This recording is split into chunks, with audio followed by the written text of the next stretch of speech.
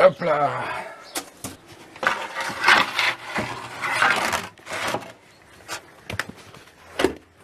Je suis né le 8 février 1969 à Versailles.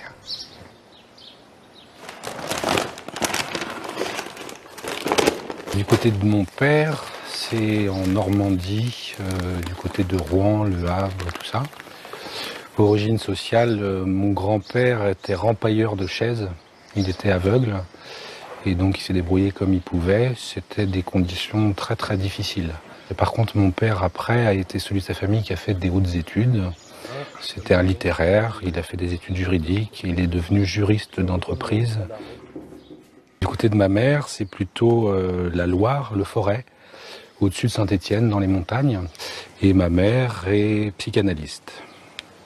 J'ai commencé par mon père, qui était donc juriste et qui avait une très grande rigueur et une très haute idée de la loi. Et où j'en ai sans doute pris une part, puisque je pense qu'une société, pour fonctionner, doit avoir des cadres. Mais je pense aussi que les lois évoluent en fonction des réalités qu'on vit et que certaines sont absolument contraires à la vie. Et pour ma mère, il est vrai que je suis tombé dans le chaudron tout petit, donc j'ai été bercé par des principes de psychanalyse de base, notamment par le travail de Françoise Dolto, des choses comme ça. J'ai été élevé avec une maman qui me disait toujours « Réfléchis bien à savoir si tu n'es pas en train de te mentir à toi-même ». J'ai grandi à Paris, en banlieue parisienne, et notamment j'ai coutume de dire que j'ai été élevé une part de mon enfance en hors-sol, comme les cochons à côté. Il y a aussi des souvenirs qui me reviennent maintenant aussi. Mon grand-père a pris une retraite anticipée, il était chef d'entreprise, et puis il est retourné là où il est né, donc en Haute-Loire. Et c'est en faisant les battages là, de mon blé que je me suis d'un seul coup souvenu qu'à l'âge peut-être de 5 ou 6 ans, j'avais fait les battages avec lui. Et je me revois, c'est l'odeur du blé qui m'a rappelé ça, dans la trémie, à recevoir le blé, et alors là, de souvenirs extraordinaires, y compris des batailles de lait au pied de la vache avec mes cousins, des choses comme ça. Mais c'est des choses qui avaient été vraiment enfouies parce que ce que je vivais à Paris était tellement difficile que c'est des souvenirs qui ressurgissent maintenant. Le pain et le voleur. Il était un jour un voleur qui souffrait d'un grave défaut, du moins pour les gens de sa sorte. Il était sans cesse attiré plus loin que le prochain magot. Il cherchait autre chose. Quoi? Il ne savait dire quoi. Je pense que je devais avoir 20 ans quand j'ai découvert d'une formation qui s'intéressait à la psychanalyse, au mythe, à la mythologie en général, comme outil de croissance personnelle, comme façon de connaître un peu mieux l'homme dans sa globalité, les mythes de l'humanité, ce qui me passionnait toujours, et par le biais notamment des contes de fées, d'arriver à vivre ces contes de fées. Alors imaginez qu'on est complètement détendu et qu'on entend un conte, on le vit ce conte-là. Et donc de trouver en soi des ressources qui sont là en dormance, et en prenant du recul par rapport au quotidien, d'arriver quelque part à formuler un vœu. Imaginons par exemple qu'une fée arrive dans ma vie et me demande « Nicolas, quel est ton vœu ?» Si je suis capable de prendre du recul et de me poser des questions essentielles, ma demande, mon vœu, ça va pas être d'ailleurs d'obtenir quelque chose de matériel, mon vœu. Ça va être de formuler une qualité que je porte en moi et que j'ai envie de vivre. Donc ça peut être quelque chose de l'ordre de la liberté, par exemple. Donc cette formation m'a permis de retourner les choses et résolument dans une dynamique constructive. On appelle ça du développement personnel, c'est-à-dire connais-toi toi-même. Et ma première préoccupation était ça, c'est-à-dire de descendre en moi et d'être capable de formuler quelles sont les valeurs les plus essentielles pour moi dans ma vie. Et c'est clair que ce qui importe pour moi, c'est pas des choses matérielles et extérieures, c'est pas une quelconque forme de réussite sociale. Je crois pas que ce soit la réussite sociale ou l'argent qui rend heureux. Je pense que c'est par contre vivre des choses qui nous passionnent. Ça oui, je pense que ça, je fais pas que le penser, je le vis. Ça c'est des choses qui rendent heureux. Un soir, en quête d'une proie, il pénétra dans une maison sans défense. Au milieu de la table, rien, sauf un pain à la croûte ronde. Voilà.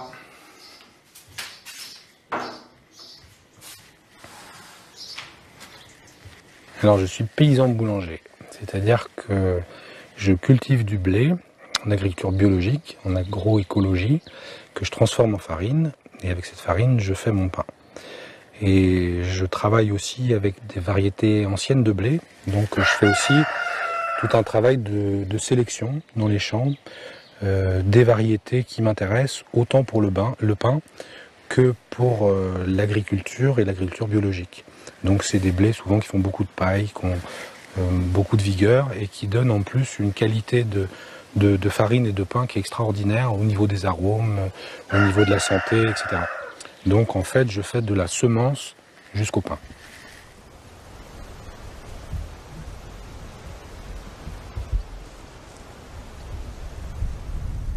Le pain que je fais, c'est un mélange de plus de 200 variétés de blé. Parce que pour faire une bonne qualité de farine, il faut mélanger différents blés, certains qui ont plus d'arômes, d'autres qui ont plus les performances techniques dont on a besoin. Donc je fais tout un travail où je cultive différentes variétés dans des petites parcelles.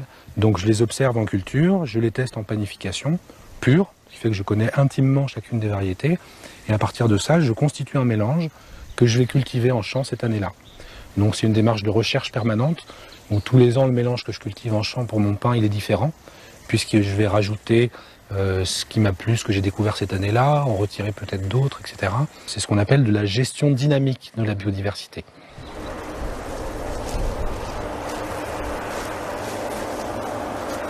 Donc voilà,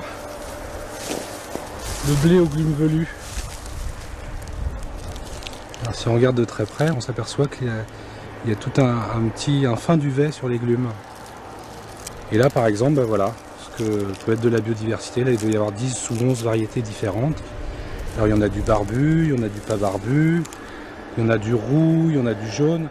Voilà, moi, c'est ça que je veux avoir dans mes champs. C'est ça que j'ai dans mes champs. Tout est mis en œuvre au niveau de la loi pour empêcher aux paysans de ressemer le fruit de leur propre récolte. Parce que ça génère des intérêts économiques extraordinaires. Et ensuite, si on prend les variétés légales qui ont une existence juridique inscrite au catalogue commun, vu la façon dont elles ont été sélectionnées, elles nous condamnent à avoir les pratiques agro-industrielles. De façon très concrète, les variétés de blé modernes dans mes champs donnent des résultats catastrophiques. En agriculture biologique, avec les terres difficiles que j'avais des résultats minables. C'est-à-dire sur un hectare, je faisais 12 quintaux, 1 tonne d'œufs. Avec mes variétés de pays, je fais aujourd'hui plus de 30 quintaux. Avec en plus une qualité pour le pain qui est extraordinaire, des gluten qui visiblement ne donnent pas d'allergie. Je respecte les cycles de la plante, alors qu'on a sélectionné pour avoir des résultats dans un très court temps. Donc comme on ne permet pas à la plante d'avoir tout son temps par rapport au cycle du soleil, à la vie du sol, ben on met des engrais, des phytosanitaires pour avoir des résultats quand même. Et bien là, moi avec ces blés-là, je laisse les pailles dans le champ, et curieusement, au lieu d'appauvrir mon sol dans la logique normale, mon sol s'enrichit. Parce que les plantes fixent la lumière du soleil, créent du carbone qui vont restituer au sol.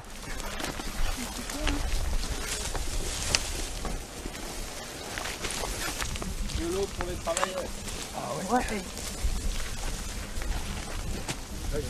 Il y a des Côtes d'Armor, il n'a pas fait semblant. Hein.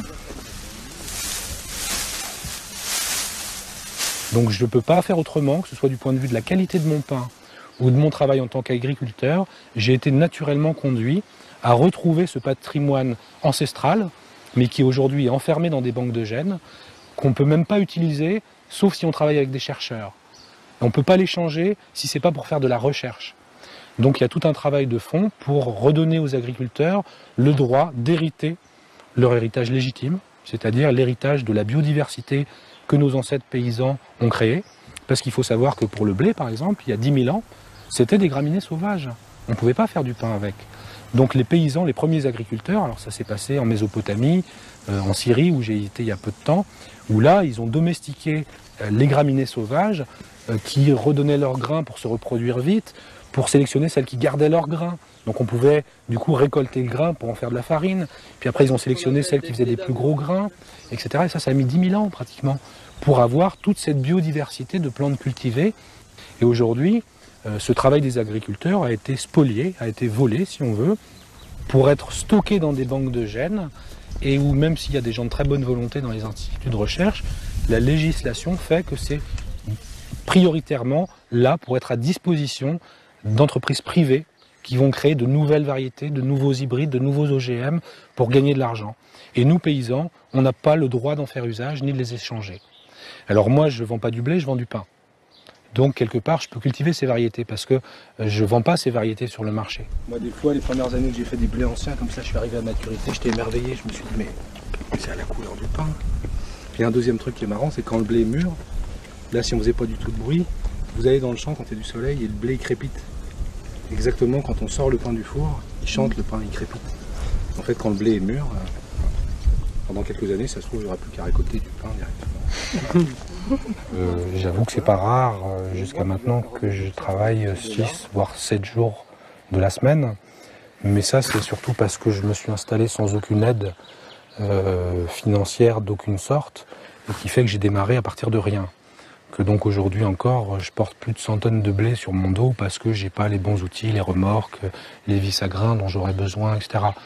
Mais en réalité, équipé correctement, et c'était mon objectif que cette activité prenne la moitié de mon temps. Bon, là je mets quelque chose de très important, c'est que je suis très impliqué dans des démarches collectives et associatives depuis longtemps et que donc je consacre tranquillement à mi-temps à ce type d'activité. Donc il y a 6-7 ans, c'était la création d'Aspari, une association pour se soutenir mutuellement dans nos installations rurales, agricoles, hors normes. Et puis ensuite, ça a été le réseau Semences Paysannes, puisque je travaille beaucoup avec la biodiversité et les blés anciens, à déjà faire changer la législation pour qu'on puisse à nouveau échanger ces variétés, et puis à restructurer ce qu'on appelle des filières courtes, c'est-à-dire qu'à nouveau, des gens qui produisent du blé ici, ce ne soit pas pour partir à l'autre bout de la planète avec un coût en énergie absolument faramineux, mais que ça serve à ce qu'un artisan meunier puisse faire de la farine pour un artisan boulanger qui connaîtra le meunier et le boulanger. Et que je trouverais absolument normal, la moindre des choses, que le pain qu'on mange ici dans la région soit fait avec des blés produits dans la région. Ce pain soudain lui dit : « Mon frère, je vois clair dans ton âme triste. Tu voudrais découvrir enfin quelque chose que rien n'abîme, savoir ce que c'est la musique, aimer comme je sais aimer. Aimes-tu ce qui te dévore, lui dit l'autre, moqueur, amer. Qui n'aime pas ne peut nourrir. Veux-tu mon pouvoir ? Certes oui, ce qui m'enrichit m'intéresse. Sache que tu devras passer par le chemin qui fut le mien. » Je vends mon pain aux mêmes personnes toutes les semaines. C'est-à-dire qu'en fait, la plupart du temps, c'est des amis ou ça devient des amis par la suite. Et j'ai un cahier avec les commandes et je reproduis les mêmes commandes toutes les semaines pour les mêmes personnes, à moins qu'ils me notent qu'ils en veulent pas ou qu'ils en veulent plus. Et donc voilà, je dois faire le pain, je pense, pour peut-être 80 familles. Donc là, je fais 3 fournées, donc chaque fournée fait 55 kilos. Je fais 2 fournées le mardi et je fais une fournée le vendredi, comme là, et des fois j'en fais une deuxième. Par exemple, la semaine dernière, j'ai fait une fournée, si on me commande une fournée pour un festival, une fête, ou quelque chose comme ça, éventuellement, de temps en temps, je fais une deuxième fournée le vendredi. C'est les gens qui gèrent eux-mêmes leur compte. Donc il y a un cahier, ils notent ce qu'ils veulent, ils payent, il y a une caisse, ils se débrouillent. Et moi, mon boulot s'arrête à faire le pain. Et voilà. Et ensuite, au niveau de mon statut, je suis agriculteur et je transforme ma production.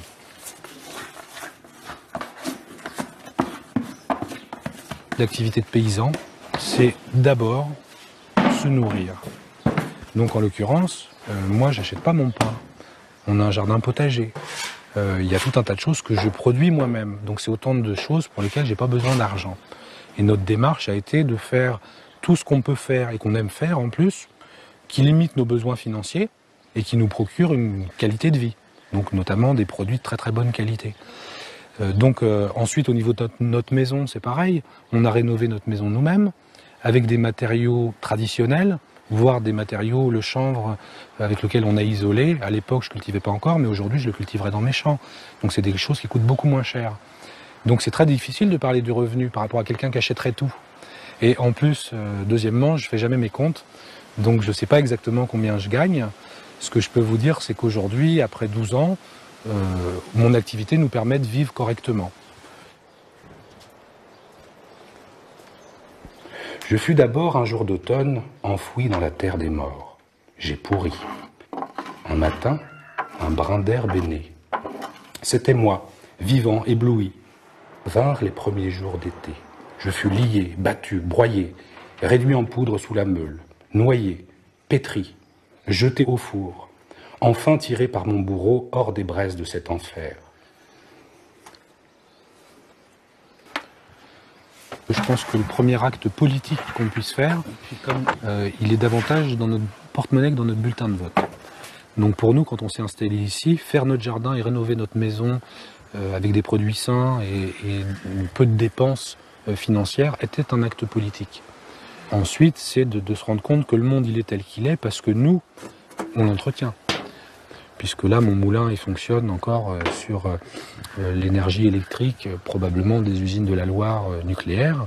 Je suis pas contre le nucléaire en soi, mais je trouve complètement inconséquent et irresponsable d'utiliser une technologie quand on ne maîtrise pas les conséquences que ça peut avoir.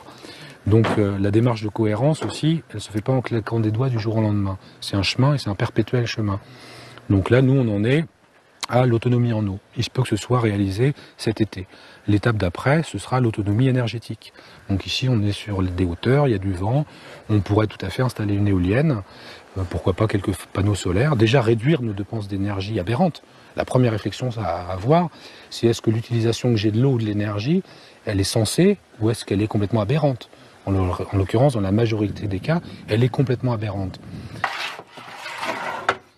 Alors un autre enjeu qui se dessine maintenant, c'est que j'ai commencé le pain après avoir travaillé avec les enfants. J'ai fait des interventions dans des collèges, des choses comme ça.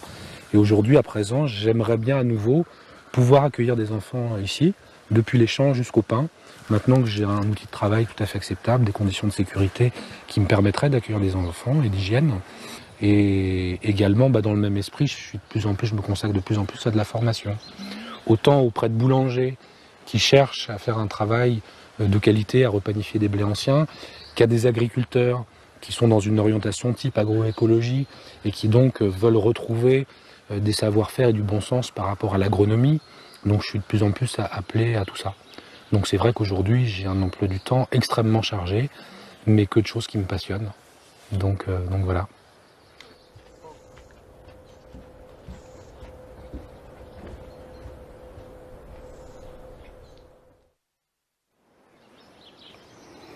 C'est ainsi et pas autrement que je me suis fait nourrissant.